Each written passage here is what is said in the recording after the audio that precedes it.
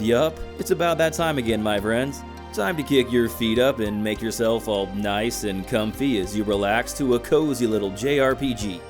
Our original video did pretty well, and considering it's been over a year now, hey, why not do a part 2? Obviously, cozy is a subjective term. What's cozy to you may not be cozy to someone else. However, with that said, I am going to try to look at it with a little more objective criteria. You know, stuff like vibrant colors, a laid-back vibe, and a low-stakes story. Or even if it is high stakes and it's serious moments, it never really gets that heavy or deep. For example, Final Fantasy 7 through 9 are extremely cozy to me, but they do have some heavier themes that one would probably not classify as cozy. Meanwhile, in a game like Grandia, even when it does get serious, it's never really that serious. The lighthearted charm always prevails through. That's the kind of games I'm talking about here. A few other quick things to mention. This list will not be ranked. It'll have a mix of both old games and games that can be played on modern consoles, and it'll also feature a combination of turn-based, tactical, and action RPGs. Alright, with all that cleared up, let's just dive into the main content. Here's a list of 8 great, cozy JRPGs that are relaxing to play. Part 2.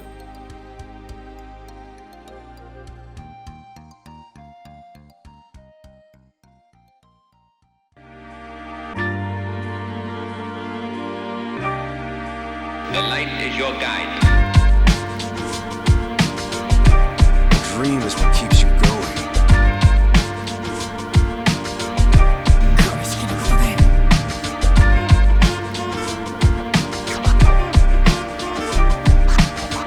Now is the time to shape your story.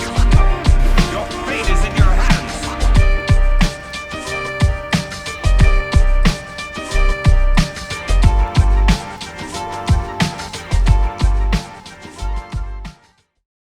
Alright, to start off this list, we have Legend of Mana. Legend of Mana was developed by a Prime Squaresoft and came out for the PS1. It's since seen a remaster for the Switch, the PS4, and PC though. Really any game in the Mana series could have fit here, but to me personally, Legend of Mana is the coziest one. Plus, it felt kind of bad to just gloss over it in our recent video about pre-rendered backgrounds, so for those disappointed that I didn't talk about it in more detail, well, this one's for you. Now, the reason why I think this is the coziest entry in the series is because, well, I mean, dude, just look at it. This is easily one of the prettiest and most artistically creative games on the entire system. These hand-drawn or painted backgrounds or whatever are just so full of charm and personality. The world is so vibrant with these lush and vivid colors that really captivate your imagination. The whole game just has like this fairy tale, whimsical feel, and it makes for such a relaxing atmosphere. This is only amplified by the amazing music composed by the legendary Yoko Shimomura. Who's that, you ask? No, just the lady behind the music in Street Fighter 2, Super Mario RPG, the Mario & Luigi series, Parasite Eve, and a little-known series by the name of Kingdom Hearts. Yeah, enough said. That being said, all this stuff so far has been undeniably awesome.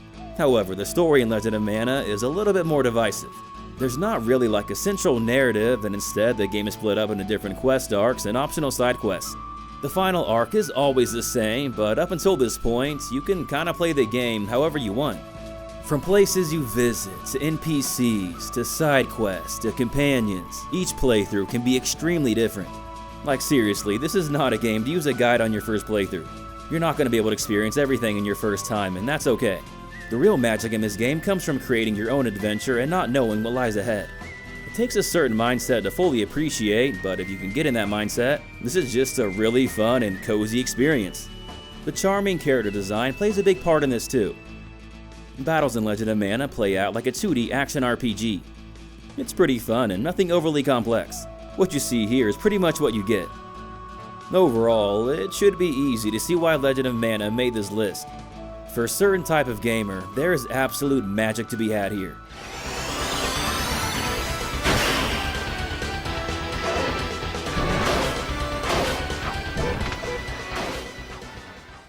What if you like the style and characters of Legend of Mana though, but not the gameplay? Well, my friend, do I have the game for you? The next game we're going to talk about is Magical Starsign. Magical Starsign was released for the Nintendo DS and was developed by the company Brownie Brown. Well, formerly known as Brownie Brown at least, as now they go by 1UP Studio. Anyway, this team is comprised by a lot of previous Square members who worked on the Mana series, so needless to say, the Mana influence is pretty heavy here. In fact, they did even help Square make some mana games like Sword of Mana and Heroes of Mana. Basically what I'm saying is if you like the Mana series, you'll probably find some enjoyment in this one too. Similar to Legend of Mana, you can also choose your main character's gender in this game. Oh yeah, did I not mention that in the previous section? Well, my bad, you can.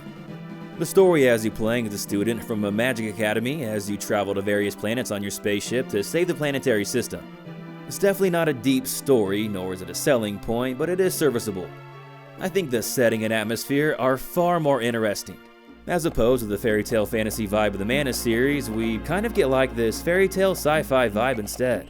You know, not as much green here, but more purples and blues and stuff like that. A lot of environments just have this ethereal feel, and it's pretty unique. The music definitely plays its part here too. It's quite the excellent OST actually. The character design is also really creative.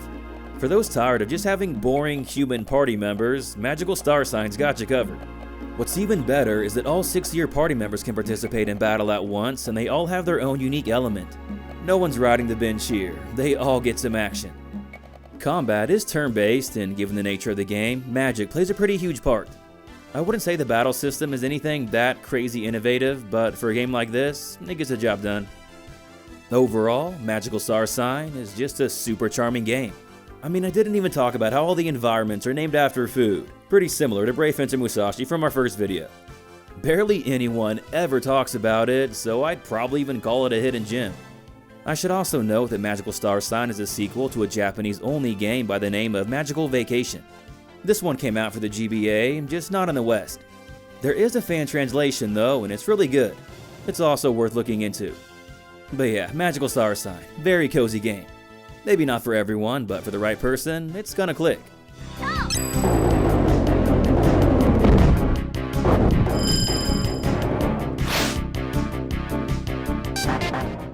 The next game we have on our list is The Legend of Heroes: Trails in the Sky. Trails in the Sky was developed by Falcom and was initially released for the PSP, however has since seen a port to Steam. That version also has a turbo mode, which is pretty damn nice, especially for battles. It's the first entry in the incredibly long-running Trails series that's still going on today. Actually, to clarify it a bit further, all these games are interconnected, just separated into 4 different arcs, and this is the first entry of the first arc. Out of every title on this list, this is probably the most traditional RPG out of them all. You know, turn-based combat, big cast of characters, and a save-the-world plot. Okay, maybe not the world, but more like a region of that world. It kinda reminds me of Suikoden in that regard actually, especially with how later entries deal with different regions. Whereas in a game like Suikoden though, there are some heavier and more depressing moments. In Trails in the Sky, the tone is a lot cheerier. There are some deeper, more emotional parts, however, it never really loses that lightheartedness. At least in this first entry. Later games can get a bit darker. What makes this first game so cozy though is a combination of things.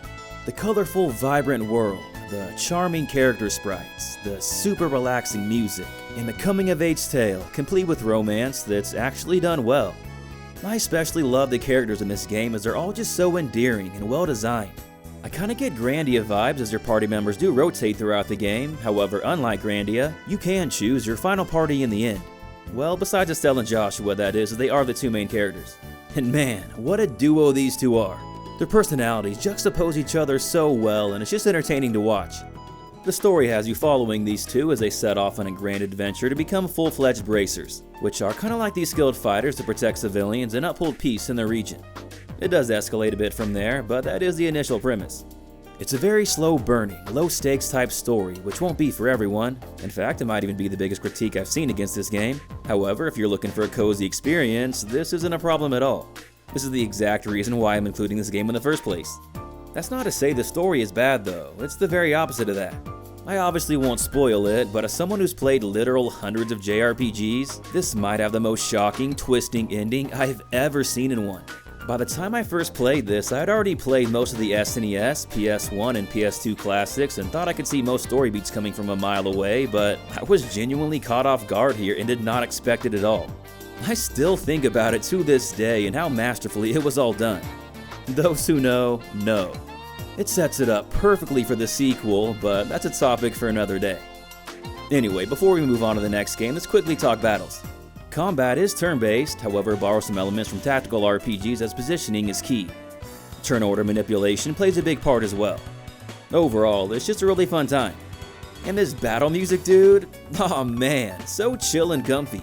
One of my favorite battle themes ever, to be honest, and one that I do not mind hearing all the time. The music in general is just top tier. Falcom always delivers. But yeah, this is probably my biggest recommendation on this list. If you haven't played it yet, you gotta check it out. It's an absolute classic for a reason. That's that then. Let's move out.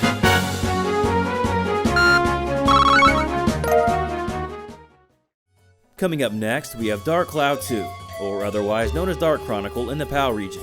Dark Chronicle rolls off its tongue a bit better, so I'm gonna stick with that. Dark Chronicle was developed by Level 5 and came out for the PS2.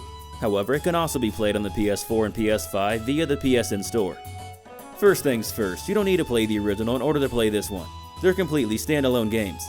Being one of the first PS2 games I ever played, I do have a bit of a soft spot for the first Dark Cloud, but admittedly, it's not that cozy in a traditional sense. The atmosphere is kind of darker and eerier overall, and there are some survival mechanics like a thirst meter and weapon durability, and yeah, these can be pretty annoying.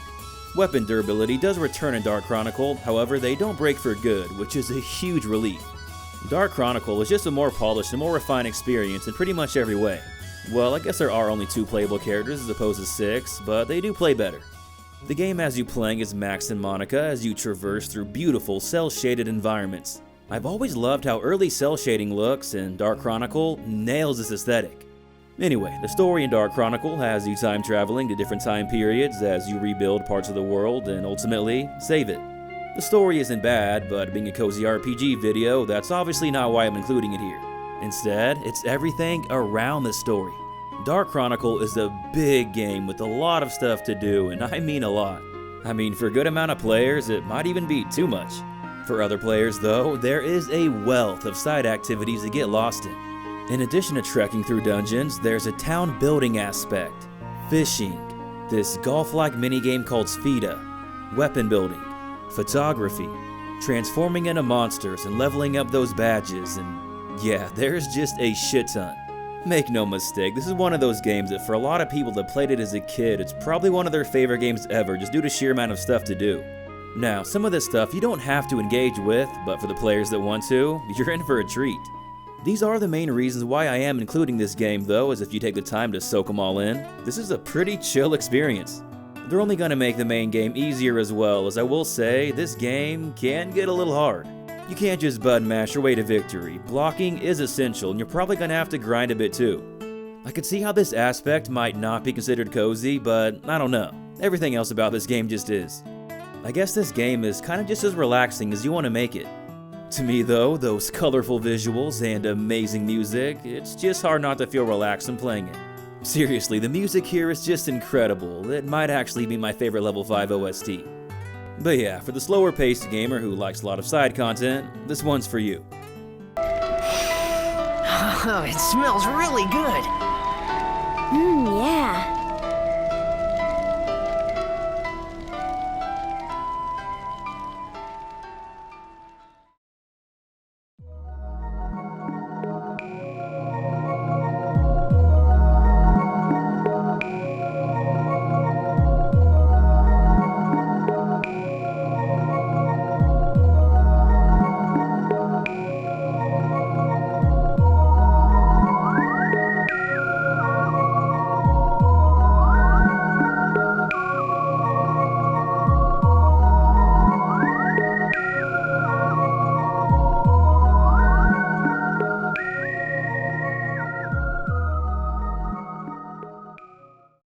To start off the second half of the list, we have a really obscure one by the name of Popolocrois.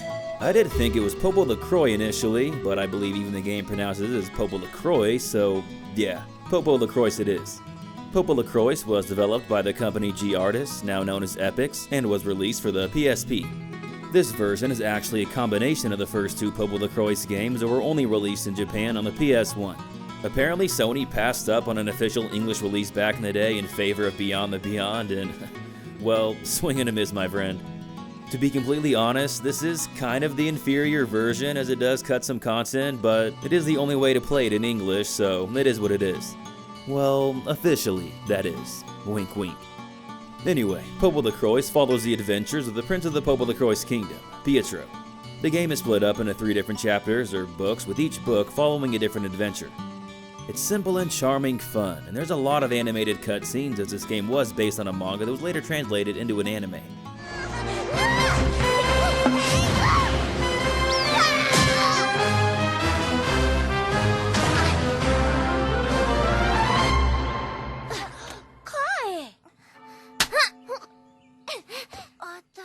It's just hard not to feel happy when playing this game. I mean, look at it. It just has such a whimsical, colorful, and comfy atmosphere. It kind of feels like Dragon Quest meets Earthbound in a way. You got that traditional, medieval setting, just with quirkier, more humorous writing. It's a really awesome mixture. Combat is like a mix of turn-based and tactical RPGs with a small grid-based system. It's not real complex or anything, but it doesn't need to be. It's simple and fun, much like this game in general. Overall, Popolocrois is just a super underrated title that old-school RPG fans are sure to love. I think it got really overlooked and too harshly criticized back in the day. It may not be a masterpiece, but a 66 on Metacritic, come on, it deserved better than that. I remember a few years ago buying this for like $5 at a random antique shop on the side of the road in the middle of nowhere, and it kinda just goes to show how forgotten and how little people care about this game even in recent years. This is another one I would definitely call a hidden gem. I didn't even touch on how incredible the music is. If you like old school, quirky RPGs, this one comes highly recommended. Slicing wind!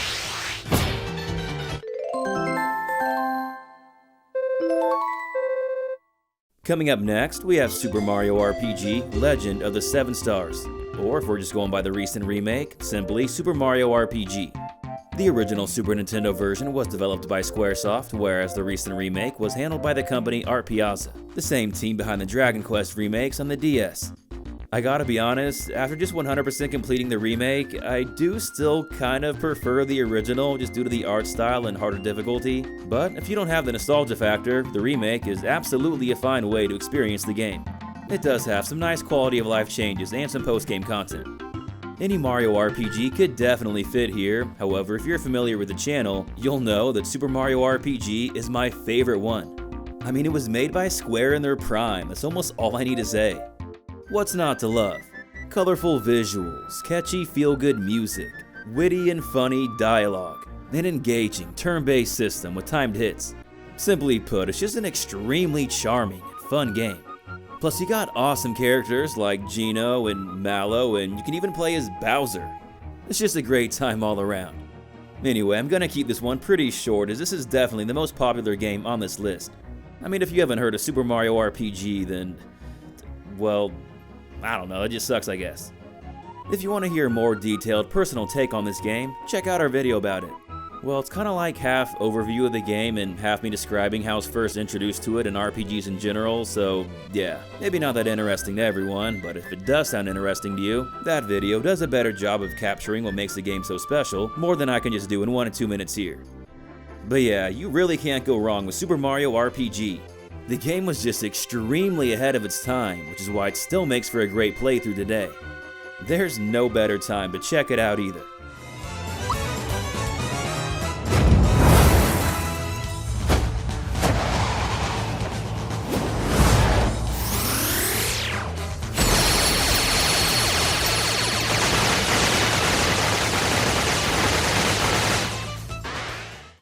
The next game we have on our list is Rhapsody, a musical adventure. Rhapsody was developed by Nipponichi and was originally released for the PS1, however it's seen numerous ports since. First, there was the DS version, which switched up the tactical RPG combat to turn-based combat, and there's also ports on Steam and the Switch. These are more direct ports of the PS1 version, just with some extra features. The Nintendo Switch version also comes bundled with La Pucelle Tactics, another cozy NIS RPG. Maybe we'll talk about that one in a future video. Out of every game on this list, this is definitely the cutesiest one by far.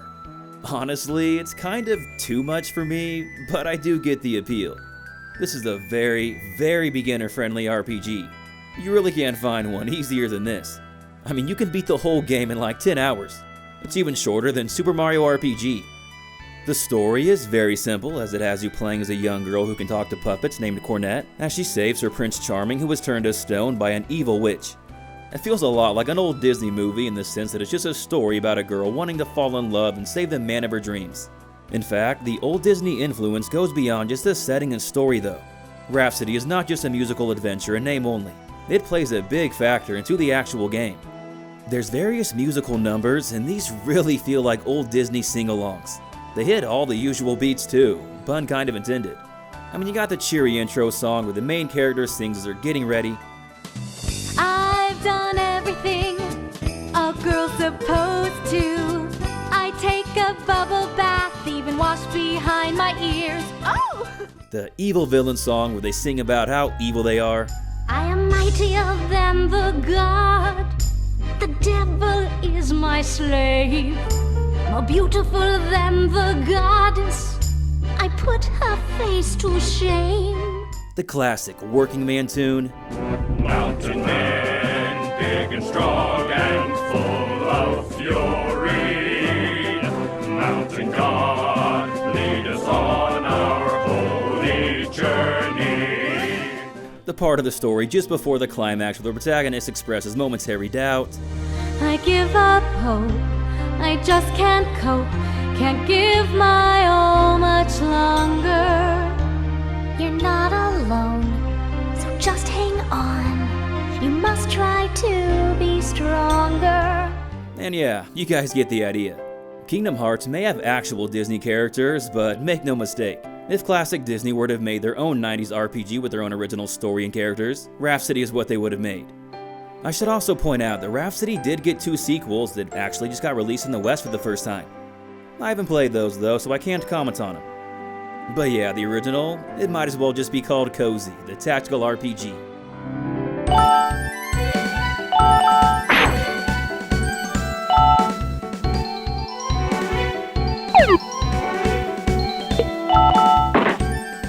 And to finish off this list, we have Azure Dreams. Azure Dreams was released for the PS1 and was developed by KCET, a former subsidiary of Konami that later dissolved back into the larger company. In our first Cozy RPG video, we ended it with sort of a weird hybrid entry with Monster Rancher 2. We're kinda doing something similar here. Whereas Monster Rancher 2 is like a monster raising simulation though, Azure Dreams on the other hand is kind of like a monster raising, collecting, roguelike, mystery, dungeon, town building, dating sim. Yeah, there may be a game or two on this list that's a little bit more obscure, but Azure Dreams is definitely the most niche. I gotta be honest, my first impressions with this game were not strong. Little story time, folks. When I first played this as a kid, I was just getting into JRPGs. I had maybe played like 10 at this point and was pretty obsessed. When I saw this game's case on the shelf, I was instantly enthralled. The name sounded so cool and the cover just screamed adventure. With the adventurous feel in combination with the desert setting, it kinda gave me Grandia mixed with Wild Arms vibes. I was expecting this grand epic journey, so imagine my disappointment when I brought the game home and I found out it takes place in the same town and dungeon for the entire game, and once you leave and re-enter the tower, you start from level 1. I remember thinking, dang, this game kinda sucks, and then I returned it and didn't play it again until years later. The problem is, I was judging the game on what I wanted it to be, instead of just judging it for what it actually is. When I approached it later with a different mindset, I saw the appeal. While I wouldn't say it does any one aspect extraordinarily well, it does throw a lot of interesting ideas into the mix and makes for a really unique game. The story is as simple gets. In fact, there might as well not even be a story, as it's abandoned for like 75% of the game. Basically, you're this teenager who goes to this nearby monster tower where treasure hunters flock to find out the mystery of your dad who disappeared there a long time ago, and yeah, that's pretty much it. The game is mainly centered around exploring this 40-floor tower in roguelike fashion with randomly generated floors. What makes Azure Dreams different from other roguelike mystery dungeon games though, is that there are monsters that you can tame and fight with on your side. These tamed monsters are called familiars. Kuni looking a bit sus right now. I gotta say, I like the main monster design quite a bit. It really channels that 90s essence. Why is he wearing shoes though? Don't you mainly fly?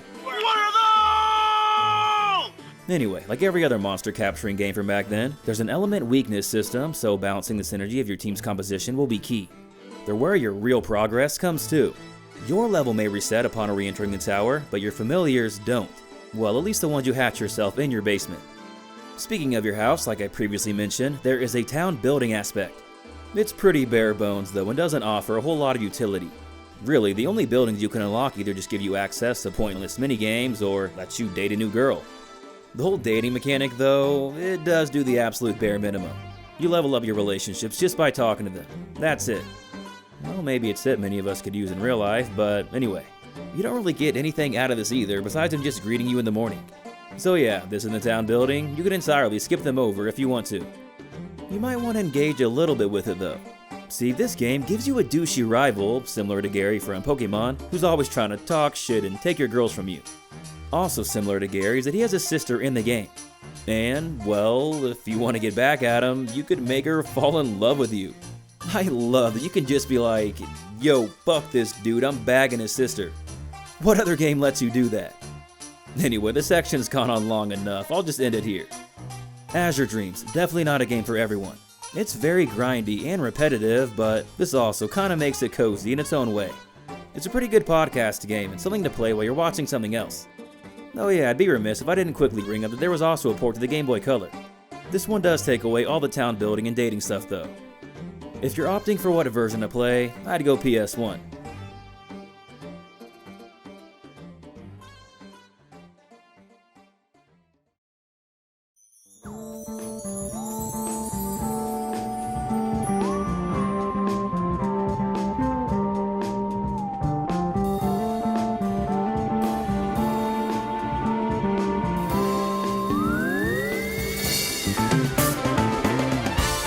Alright, and that about wraps up this video.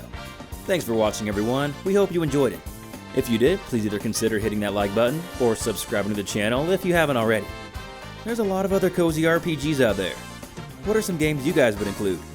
Let us know in the comments below. Threads of Fate is one I did consider including, but we already had a PS1 Squaresoft action RPG with Legend of Mana, so next time. There's also other roguelikes I thought about including like Chocobo's Dungeon, Tornico the Last Hope, Izuna the Unemployed Ninja, and yeah, maybe in a future video. As always, just want to give a huge thank you to our Patreon supporters, and of course an extra special shout out to our top patrons, Derek Drost, Jesse Spencer, Jump Rock, and Saina. All your support and generosity is very much appreciated. Other than that, thanks again for watching everyone, and hope you have an awesome day. This is Corbin from Gaming Productions. Until next time.